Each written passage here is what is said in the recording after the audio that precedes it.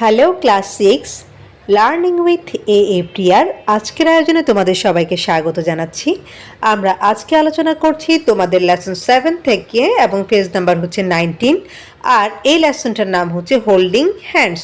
Hold মানে হচ্ছে ধরা, তার মানে এই অধ্যায়টার নাম হচ্ছে হাত ধরা। হ্যাঁ, তারপর এই অধ্যায়টা কমপ্লিট করার পর তোমরা বেশ কিছু ব্যাপার শিখতে পারবে। সেই ব্যাপারগুলো হচ্ছে এখানে বলেছে। প্রথমে দেখো এখানে বলছে after completing the lesson students will be able to. After মানে হচ্ছে পরে, কমপ্লিটিং মানে হচ্ছে সম্পন্ন, অর্থাৎ এই অধ্যায়টা সম্পন্ন করার পর students will be able to. Able মানে হচ্ছে সক্ষম হওয়া, অর্থাৎ ছাত্রছাত্রীরা সক্ষম হবে। তো কী কী করতে সক্ষম হবে দেখো এখানে বলছে। প্রথম, recognise word and stress on words in sentences. Recognise মানে হচ্ছে চিহ্নিত করতে পারা বা বুঝতে পারা, আর স্ট্রেস মানে হচ্ছে জোর দেওয়া, অর্থাৎ শব্দ চিহ্নিত করতে পারবে এবং সেন্টেন্সের কোন কোন ওয়ার্ডগুলোর উপর জোর দিতে হবে সেটাও তারা কি করতে পারবে, বুঝতে পারবে বা চিহ্নিত করতে পারবে। Recognise intonation in sentences. ইন্টোনেশনের বাংলা অর্থ হচ্ছে স্বরভঙ্গি, অর্থাৎ বাক্যে যে স্বরভঙ্গির ব্যবহারটা রয়েছে সেটাও তারা বুঝতে পারবে বা চিহ্নিত করতে পারবে। এরপর বলছে understand and enjoy stories and poems. Poem মানে হচ্ছে কবিতা, আন্ডারস্ট্যান্ড মানে হচ্ছে বুঝতে পারা, আর এনজয় মানে হচ্ছে উপভোগ করা। অর্থাৎ তারা কি করতে পারবে, গল্প এবং কবিতা বুঝতে পারবে এবং সেগুলো উপভোগ করতে পারবে। তো পার্ট এতে আমরা এখন চলে যাচ্ছি। এখানে বলেছে লিসেন অ্যান্ড রিড, অর্থাৎ শোনো এবং পড়ো।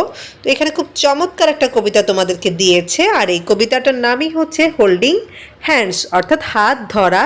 কবিতাটা লিখেছেন হচ্ছে লিওনার্ড এম লিঙ্ক। এটা হচ্ছে এই কবিতার কবির নাম। তো চলো আমরা কবিতাটা পড়ে দেখি। প্রথমে বলছে এলিফ্যান্টস ওয়াকিং, অর্থাৎ হাতিরা চলছে বা হাঁটছে অ্যালং দ্য ট্রেলস, অর্থাৎ পথ ধরে অথবা পথের ধারে হাতিরা চলছে। এখন দেখো আমি পাশে কিন্তু তোমাদের জন্য বাংলাটা লিখে দিয়েছি, তবে এখানে একটা কথা বলে রাখি যে একটা সাধারণত গদ্যের ক্ষেত্রে বা গল্প উপন্যাস যেটা বলি না কেন আমরা, সেসব ক্ষেত্রে মানে আমরা ওয়ার্ড বাই ওয়ার্ড যেভাবে অনুবাদ করি অনেক ক্ষেত্রে, কবিতার ক্ষেত্রে কিন্তু একদম ওয়ার্ড টু ওয়ার্ড অনুবাদটা ওভাবে মিলে না। হ্যাঁ, আমরা কিন্তু কথার সৌন্দর্যের জন্য, কবিতার সৌন্দর্যের জন্য মানে শব্দগুলোকে নিজেদের মতো করে একটু সাজিয়ে নিই। তো দেখো elephants walking along the trails, অর্থাৎ হাতিরা চলছে বা হাতিরা হাঁটছে পথের ধারে অথবা পথ ধরে, যেভাবেই তুমি বলো। আর holding hands by holding tails. Tail মানে হচ্ছে ল্যাজ, অর্থাৎ তারা কি করছে, তারা একে অন্যের ল্যাজ ধরে আছে হাত ধরার মতো করে। অর্থাৎ আমরা মানুষরা যেভাবে একে অন্যের হাত ধরে রাস্তা দিয়ে পাশাপাশি চলি, তেমনিভাবে এই হাতিগুলো দেখো একজন একজনের কি করছে, ল্যাজ ধরে ধরে সিরিয়াল মেনটেন করে তারা সুন্দর করে হেঁটে চলছে। হ্যাঁ, তারপর কি বলছে দেখো, ট্রাঙ্কস অ্যান্ড টেলস আর হ্যান্ডি থিংস। ট্রাঙ্ক মানে হচ্ছে সুর, আর টেল মানে হচ্ছে ল্যাজ, হ্যান্ডি মানে হচ্ছে খুবই কাজের। হ্যাঁ, আর থিংস মানে হচ্ছে জিনিস, অর্থাৎ সুর আর ল্যাজ কতই না কাজের জিনিস, এভাবেও বলতে পারি, আবার বলতে পারি সুর আর ল্যাজ কত কাজেই না লাগে। এরপর দেখো ওয়েন এলিফ্যান্টস ওয়াক, অর্থাৎ যখন হাতিরা হাঁটে, ইন সার্কাস রিংস, সার্কাসের বলয়ের মধ্য দিয়ে বা সার্কাসের মাঝে, অ্যান্ড ওয়েন দে ওয়াক, এবং যখন তারা হাঁটে, ইট নেভার ফেলস, তারা কখনোই কি হয় না, ব্যর্থ হয় না।